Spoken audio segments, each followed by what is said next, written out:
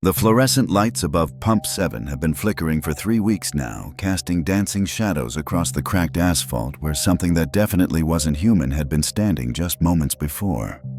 I'm writing this during my break, hands still shaking as I try to process what I witnessed tonight at the Crossroads truck stop on Highway 63. The thing is, after working here for 8 months, I should be used to the unexplained by now. My name is Jake, and I work the graveyard shift at what locals call the last stop before hell. Most people think it's just a colorful nickname for our isolated location 30 miles outside of Columbia, Missouri. They have no idea how accurate that description really is. The smell hit me first tonight. That sickly sweet stench of rotting flowers mixed with diesel exhaust that always precedes them. Then came the sound of footsteps that didn't quite match the rhythm of human walking. Too many beats, like something with extra joints was trying to mimic our gait. When I looked up from restocking the energy drinks, I saw it through the grimy window. A figure in a trucker's uniform, but the proportions were all wrong. The arms hung too low, almost reaching the knees, and when it turned its head, it rotated a full 180 degrees to look directly at me with eyes that reflected the neon signs like an animal's. That's when I remembered rule number 4. Never make direct eye contact with customers between 2:47 a.m. and 3:13 a.m. I quickly averted my gaze and started counting inventory, just like the training manual instructed.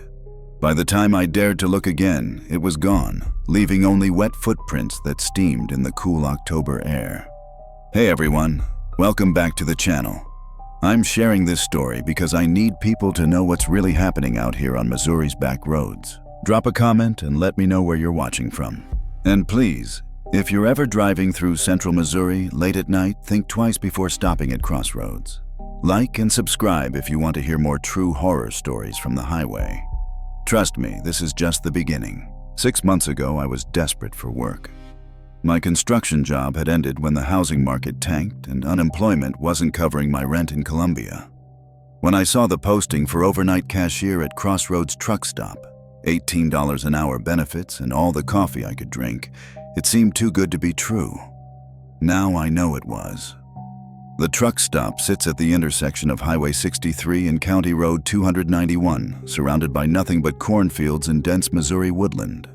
During daylight hours, it looks like any other roadside stop: 8 gas pumps, a convenience store stocked with the usual snacks and supplies, a small diner that serves surprisingly decent burgers, and a trucker shower facility out back. The building itself is a converted 1960s diner with that classic red brick exterior and large windows facing the highway. What makes Crossroads different isn't immediately obvious. It's the little details you notice after working there a while, the way the automatic doors sometimes open for no one, how the security cameras in the back corner always malfunction between midnight and 4 a.m., and the fact that we go through an unusual amount of air fresheners trying to mask odors that seem to have no source. My supervisor, Rita, has been working the evening shift here for 12 years. She's a tough woman in her 50s, the kind who can handle rowdy truckers and late-night drunks without breaking a sweat. But even Rita gets nervous when discussing the overnight procedures. During my training, she handed me a laminated card with 7 rules printed in faded blue ink. "Follow these exactly," she said, her usually confident voice dropping to a whisper. "No exceptions, no questions. The last guy who thought he knew better than the rules, well, let's just say we had to find a replacement pretty quickly." The day shift employees know something's off, but they pretend everything's normal. Sarah, who works mornings, mentioned once that she sometimes finds strange items left behind. Children's toys with no children around, flowers that wilt immediately when touched, photographs of people who don't exist in any local records. But she quickly changed the subject when I asked for details. The truckers who stop here regularly have their own unspoken understanding. They fuel up quickly, buy what they need, and leave before midnight if possible. The smart ones, anyway. I've noticed that the drivers who arrive after 1 a.m. often look exhausted and rattled, like they've been driving for days without rest. They speak in hushed tones about wrong turns and roads that shouldn't exist and things following them from other truck stops down the line. Local law enforcement avoids Crossroads entirely during overnight hours. I learned this when I called about a suspicious person loitering near the dumpsters during my second week. The dispatcher took my information but said they'd send someone first thing in the morning. The patrol never came, and when I mentioned it to Rita, she just shook her head. "Police don't work this stretch of highway after dark," she explained. "Hasn't been safe for them since the incident in 2018. Now we handle things ourselves according to the rules." My apartment is a studio in Columbia, 25 minutes away when traffic is light. The drive to work takes me through rolling hills and farmland, past the old Boone County Fairgrounds and several abandoned gas stations that closed down over the years. It's peaceful during daylight, but the landscape transforms after sunset. The shadows seem deeper, the abandoned buildings look more ominous, and sometimes I swear I see lights in windows that should be empty. My first real encounter with the unexplained happened during my 3rd week on the job. It was a Tuesday night in late September, unusually quiet even for a weeknight. The last legitimate customer, a tired-looking woman driving a Honda Civic, had left around 11:30 p.m., leaving me alone with the hum of refrigeration units and the distant sound of highway traffic. I was following my routine, restocking the coffee station, wiping down surfaces, and checking the security monitors every 15 minutes. The rules card sat propped against the register, and I'd memorized each line. By then, Rule 1. Keep all lights on, except the ones in aisle 3 between midnight and 5 a.m. Rule 2. If someone asks for directions to Millerville, tell them you've never heard of it. Rule 3. The coffee pot in the back office makes sounds. Do not investigate. Rule 4. Never make direct eye contact with customers between 2:47 a.m. and 3:13 a.m. Rule 5. If the phone rings exactly 7 times, then stops. Do not answer it when it rings again. Rule 6. The security camera in the southeast corner will show things that aren't there. Ignore them. Rule 7. If you hear children laughing outside, lock the doors and turn the radio to static until sunrise. At first, I'd thought the rules were some kind of hazing ritual for new employees, maybe left over from a practical joke. But Rita's dead serious expression when she handed them to me suggested otherwise. Around 12:15 a.m., I switched off the fluorescent lights in aisle 3 as instructed. The aisle housed automotive supplies, motor oil, and windshield washer fluid. Nothing that seemed particularly important to keep illuminated. But as the lights went dark, I noticed something immediately. The temperature in that section dropped noticeably, and a faint whisper of air movement suggested something moving in the shadows. I tried to focus on other tasks, but my eyes kept drifting back to aisle 3. In the dim light from neighboring sections, I could make out the shelving and products, but occasionally something seemed to shift. A bottle would be in a different position, or a shadow would move independently of any air current. At 1:23 a.m., the front door chimed, announcing a new customer. I looked up to see a man in work clothes approaching the counter. He appeared normal enough, heavy-set, wearing a flannel shirt and jeans, probably in his 40s. But something about his movement seemed off, like he was concentrating too hard on walking normally. "Excuse me," he said, his voice carrying a slight echo despite the small space. "Could you give me directions to Millerville? I'm supposed to meet someone there." My hand immediately went to the rules card. Rule 2 was clear. If someone asks for directions to Millerville, tell them you've never heard of it. "Sorry," I replied, keeping my voice steady. "I've never heard of any place called Millerville around here." The man's expression didn't change, but he tilted his head slightly like a dog hearing a distant sound. "Are you sure it should be just a few miles down County Road 291? Old mining town." I shook my head firmly. "Nope, never heard of it. Is there anything else I can help you with?" For a moment, he just stared at me with eyes that seemed darker than they should be under the fluorescent lights. Then he smiled, but the expression didn't reach his eyes. "No, I think I'll figure it out myself." He turned and walked toward aisle 3, disappearing into the darkened section. I waited for the sound of his footsteps on the tile floor, but heard nothing. The silence stretched on for several minutes before I worked up the courage to investigate. Aisle 3 was empty. I checked the entire store, including the restrooms and storage areas, but found no trace of the man. The front door hadn't chimed again, and I would have heard it from anywhere in the building. He had simply vanished into the shadows of the darkened aisle. My hands were shaking as I returned to the counter and picked up the rules card again. For the first time, I read them not as arbitrary instructions, but as survival guidelines written by someone who understood what this place really was. At 2:30 a.m., the coffee pot in the back office started making sounds. Not the normal gurgling of brewing coffee, but something that sounded almost like whispered conversation. Multiple voices speaking in a language I didn't recognize. I remembered Rule 3 and forced myself to stay at the counter, even though every instinct told me to investigate the source of the voices. The sounds continued for nearly an hour, sometimes growing loud enough to hear clearly from the front of the store, other times fading to barely audible murmurs. Occasionally, I thought I heard my name being called, but I kept my eyes focused on the register and my hands busy with meaningless tasks. By 3:30 a.m., the voices had stopped, but the temperature throughout the store had dropped several degrees. I could see my breath when I exhaled, despite the heating system running normally. The fluorescent lights seemed dimmer, casting longer shadows that moved independently of their sources.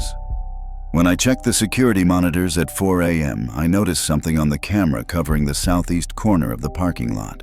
According to Rule 6, this camera would show things that weren't there and I was supposed to ignore them. But curiosity got the better of me. The monitor displayed the corner of the building and a section of parking lot, all appearing normal except for one detail: a group of children was playing near the dumpsters. They looked to be around 8 or 9 years old, dressed in clothes that seemed oddly formal and old-fashioned. They were playing some kind of game that involved running in circles, their mouths open in what I assumed was laughter. But there was no sound. Rule 7 mentioned children laughing outside, but these children were silent on the monitor. I couldn't hear anything from outside the building. I stared at the screen for several minutes, watching the children play their soundless game. They moved normally, casting shadows and interacting with physical objects, but something about the scene felt fundamentally wrong. The children never looked at the camera, never acknowledged the building, and their expressions remained fixed in those silent, laughing faces. When dawn finally broke and the morning shift arrived, the children were gone from the monitor and aisle 3 felt normal again. The weeks that followed my first supernatural encounter established a pattern of escalating strangeness that I began to map like a twisted schedule. Some nights were relatively quiet, with only minor rule violations to navigate. Others brought experiences that left me questioning my sanity and wondering if the $18 an hour was worth the psychological toll. I started keeping a journal hidden in the employee break room, documenting each incident with dates and times. The patterns that emerged were disturbing but consistent enough to suggest an underlying logic to the madness. The Millerville requests came every Tuesday and Friday, always between 1:15 and 1:45 a.m. Different people each time.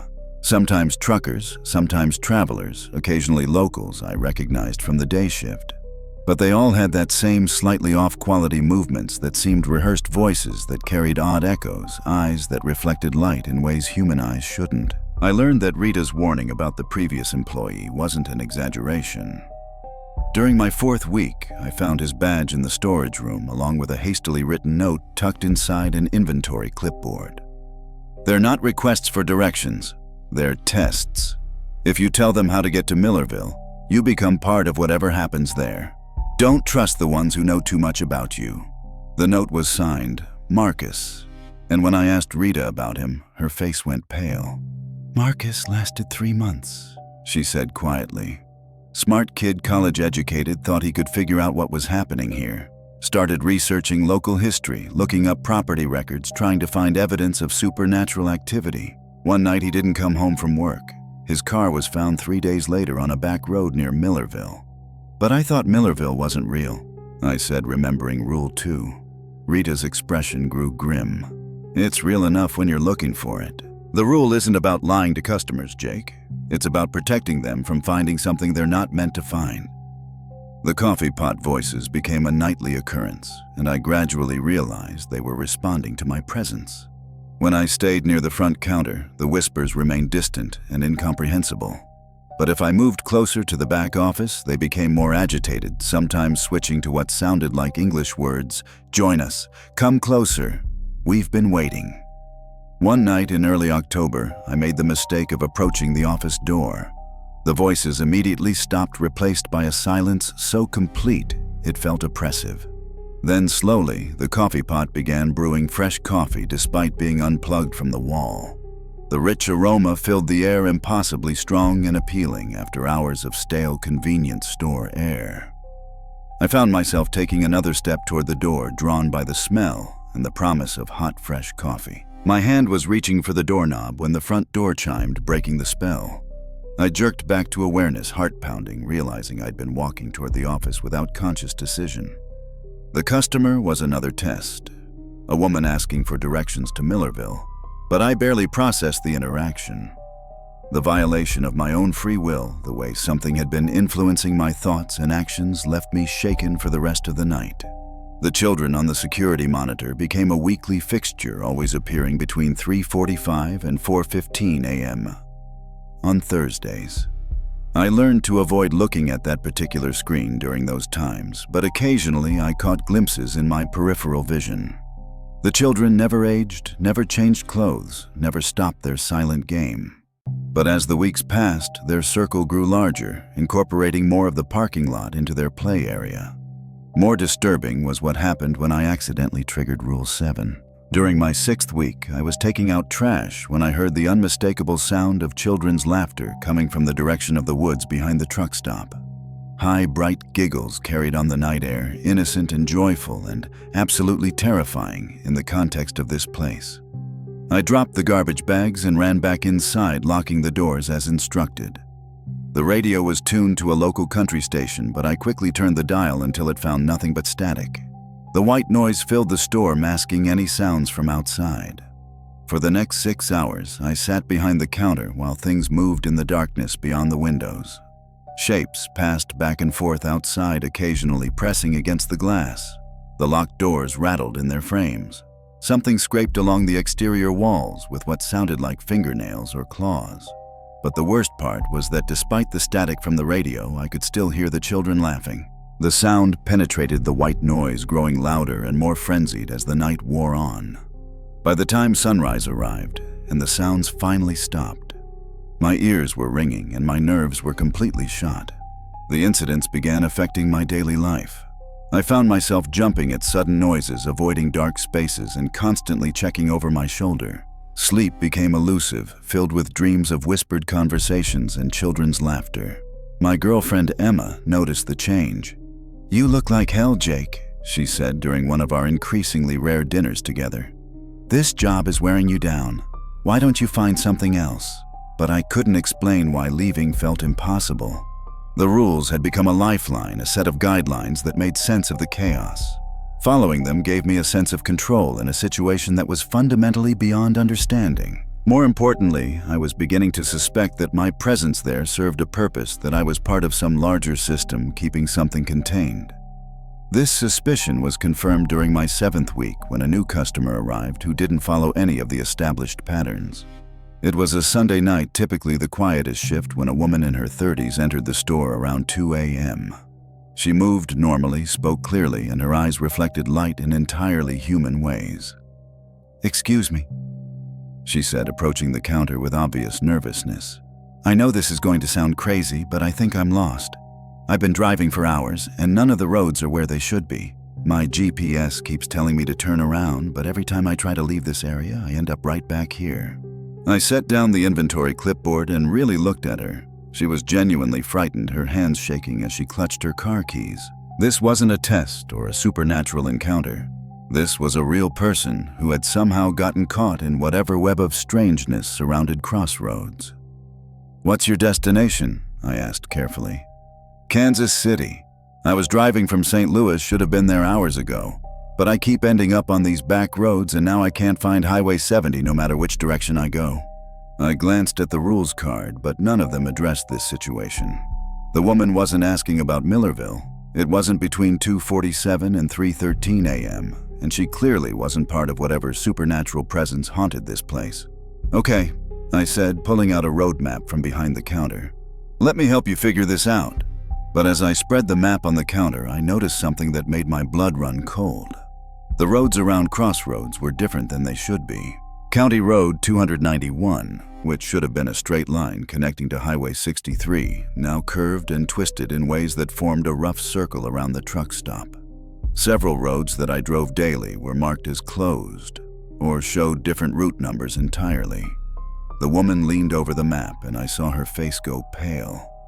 "This isn't right," she whispered. "These roads, they're not supposed to be like this. And look at this." She pointed to a small marking on the map where Millerville should have been. "This town wasn't here when I checked my route this afternoon." That's when I realized that Crossroads wasn't just a truck stop with supernatural activity. It was a trap, a place where the normal rules of geography and reality became fluid. And somehow my job wasn't just to follow the rules. It was to help maintain whatever force kept people from discovering what lay at the heart of it all. The confrontation came during my 10th week on Halloween night, when all 7 rules were violated simultaneously. And I learned the true purpose of my employment at Crossroads Truck Stop. It started at 11:47 p.m. when the power grid failed, plunging the entire facility into darkness except for the emergency lighting system. According to Rule 1, all lights except aisle 3 should remain on, but now every section of the store was bathed in the eerie red glow of emergency bulbs. I fumbled for the flashlight under the counter, my hands trembling as I tried to call Rita. The phone line was dead. My cell phone showed no signal, which shouldn't have been possible given our proximity to the highway. At exactly midnight, the front door chimed, despite being locked. A figure entered that I recognized immediately. Marcus, the previous overnight employee who had supposedly disappeared months ago. But this wasn't the young man Rita had described. His clothes were rotted and dirt-stained, his skin had a grayish pallor, and when he smiled, his teeth were black with decay. "Hello, Jake," he said, his voice carrying that familiar supernatural echo. "I've been watching your progress. Very impressive. You've learned the rules well." "You're not Marcus," I managed to say, backing toward the storage room. "Oh, but I am. Or rather, I'm what Marcus became when he decided the rules didn't apply to him. You see, the rules aren't just guidelines, Jake. They're a containment protocol. And you're not just an employee, you're a guardian." As he spoke, more figures entered the store. All the customers who had asked for directions to Millerville over the past weeks, all wearing the same decay and wrongness that marked Marcus. They spread out through the aisles, their movements coordinated like a military operation. "You've done such good work," Marcus continued, approaching the counter slowly, turning away travelers, ignoring the children, refusing to investigate the voices. "You've helped keep them contained, kept the balance stable. But tonight, things change." The coffee pot in the back office began making sounds again, but not whispered conversations. This time it was screaming, dozens of voices crying out in agony and terror. The sound was so loud it seemed to shake the building's foundation. "Every person who breaks the rules becomes part of Millerville," Marcus explained, gesturing toward aisle 3, where shapes were moving in the darkness. "Every night shift worker who gets curious, every customer who insists on directions, every investigator who tries to expose what's happening here. They all end up in the same place, serving the same purpose." I realized with growing horror that the children on the security monitor, the voices in the coffee pot, even the shadowy figures in aisle 3, they were all former people who had encountered Crossroads and failed to follow the containment protocol. "But you're different, Jake. You followed the rules perfectly, never wavering, never questioning. That's why you've been chosen for promotion." "Promotion?" I whispered. Marcus nodded toward the front windows, and I saw what was waiting outside. Hundreds of figures stood in the parking lot, all bearing the same marks of supernatural decay. Men, women, children, truckers, travelers. Everyone who had ever been absorbed by whatever force centered on this place. "You get to become the new manager," Marcus said with his blackened smile. "Rita's been doing the evening shift for 12 years, but her time is ending. Someone needs to recruit new guardians, train them, establish the rules. Someone who understands how important the work is." The front door chimed again and Rita entered. But like Marcus, she showed signs of supernatural transformation. Her skin pale as moonlight, her eyes reflecting the emergency lighting like mirrors. She moved with the same careful deliberation as the others. "I'm sorry, Jake," she said, her voice carrying genuine sadness. "I tried to prepare you, but the choice was never really yours. Crossroads chooses its own staff. We're all part of the same system now."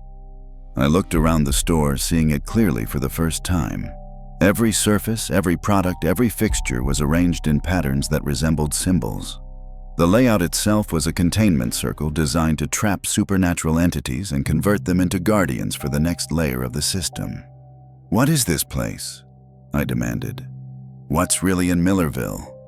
Marcus and Rita exchanged glances. "Millerville is where it started," Rita explained. "A mining town that dug too deep found something that should have stayed buried. The town was evacuated in 1952, but the thing they found couldn't be destroyed. So it was contained, surrounded by places like this, staffed by people like us. We're the immune system," Marcus added. "Every truck stop, every gas station, every late-night business within 50 miles of Millerville is part of the containment grid. We process the infected, convert them into additional guardians, and maintain the barriers that keep it from spreading." The voices from the coffee pot grew louder, and I realized they were counting down. 10, 9, 8. "The choice is simple," Rita said. "Join us willingly and retain some part of yourself, or resist and become just another voice in the darkness." 7, 6, 5. I looked at the rules card one final time, understanding now that they weren't arbitrary instructions, but a manual for maintaining reality itself. The overnight shift at Crossroads wasn't a job. It was a duty, a responsibility that came with becoming something more and less than human. 4, 3, 2. As the countdown reached 0, I made my choice. The transformation wasn't painful exactly. It felt more like sinking into warm water, letting go of tension I hadn't realized I'd been carrying for months. My human fears and anxieties dissolved, replaced by a deeper understanding of my role in the cosmic order that centered on this seemingly insignificant truck stop. When the countdown ended, the emergency lighting flickered back to normal fluorescent illumination. The decay faded from Marcus and Rita's faces, revealing them as they truly were. Guardians who had accepted their purpose and found peace in service to something larger than themselves. "Welcome to the real night shift," Rita said, her voice now carrying the same supernatural echo, but warmed with genuine care. "I know it's a lot to process, but you'll adjust quickly. We all do." I looked down at my hands and saw they remained unchanged, still recognizably human, but somehow more resilient, more attuned to the supernatural energies flowing through the building. The rules card in my pocket felt different now. Not like arbitrary instructions, but like a cherished family heirloom passed down through generations of guardians. "What happens now?" I asked, surprised by how calm my voice sounded. Marcus gestured toward the front windows where the crowd of figures was already dispersing. "Now you learn the real job. Training new guardians, maintaining the containment grid, and occasionally dealing with threats that the rules can't handle. Rita will teach you the advanced protocols over the next few weeks." The coffee pot in the back office had gone silent, the voices finally at peace. When I walked over to investigate, I found it brewing perfectly normal coffee. The first real cup I'd tasted since starting work here. The aroma was rich and welcoming, free of the supernatural wrongness that had characterized it before. "The voices were other guardians trying to communicate," Rita explained. "New transformations always take time to adjust to the job. You'll help train them, teach them to find their place in the system." Outside, the sun was beginning to rise, casting golden light across the parking lot, where nothing supernatural remained. A few early morning truckers were already pulling in for gas and coffee, interacting with the day shift employees who had no idea what really happened here after dark. "Do they know?" I asked, nodding towards Sarah as she unlocked the front doors. "They know enough," Rita said. "They follow basic precautions, avoid the building after 10 p.m., and understand that some questions shouldn't be asked. It's better that way." I realized that the woman who had gotten lost the week before was nowhere to be seen among the morning customers. When I asked about her, Marcus's expression grew sad. She chose to keep looking for answers. 6 months have passed since my transformation, and I'm writing this during what outsiders would consider a routine overnight shift. But tonight is different. Tonight I'm training my replacement. His name is David, a recent college graduate who answered our job posting with the same desperation I once felt. He's been working here for 3 weeks now, following the rules with the same careful precision that once characterized my own survival instincts. He doesn't know yet that the rules aren't just keeping him safe. They're testing his suitability for something much larger. I watch him from behind the counter as he switches off the lights in aisle 3, noting the slight tremor in his hands. Good. Fear keeps new guardians alert during the adjustment period. He's been documenting the supernatural incidents in a hidden journal just as I did, and soon he'll find the note I planted for him to discover. The same type of warning that Marcus left for me. The irony isn't lost on me that I'm now the one conducting the tests. When David encounters the Millerville requests, I'm the one observing from the security office, making sure he follows Rule 2 correctly. When the children appear on the monitors, I'm watching to see if he'll resist the urge to investigate. Every supernatural encounter is carefully orchestrated to measure his potential. Rita has moved on to managing the entire district, overseeing 12 truck stops and 3 24-hour diners that serve as containment points along the grid. Marcus now recruits from college campuses, identifying candidates with the right psychological profiles for guardian work. The system runs smoothly, efficiently, with the practiced coordination of an organization that's been operating for decades. What they don't tell new guardians, what I'm only learning now, is that Crossroads isn't just a containment facility, it's a recruitment center. The thing beneath Millerville has been growing stronger. The mining operation in 1952 didn't just uncover something ancient and malevolent. It woke it up after centuries of dormancy. The containment grid was never meant to be permanent. It was always a temporary measure buying time while more permanent solutions were developed. Those solutions require personnel, lots of personnel. I've seen the reports now files that detail similar operations across the country. Truck stops in Nevada where travelers disappear into desert roads that don't appear on any map. Diners in Maine where the local wildlife exhibits signs of supernatural influence. Gas stations in Texas where the rules are different, but the purpose remains the same. We're not just containing the Millerville entity, we're building an army. David doesn't know that every person who successfully completes the Guardian transformation becomes part of a vast network designed to combat threats that normal humans can't even comprehend. He doesn't know that his college degree in engineering isn't a coincidence. We specifically recruit people with skills needed for the larger operation. He doesn't know that his girlfriend Emma, who he mentions constantly during our training sessions, received a job offer last week for a position at a 24-hour diner in Kansas that just happens to be part of our network. As I write this, David is dealing with his first Millerville request, politely telling a decaying trucker that he's never heard of the place. His performance is flawless, and I feel the familiar pride of a mentor watching his student succeed. The phone rings exactly 7 times, then stops.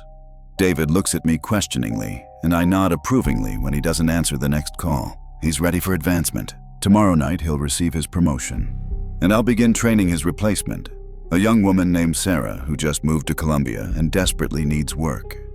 The overnight shift at Crossroads continues, just as it always has and always will. After all, someone has to keep the lights on.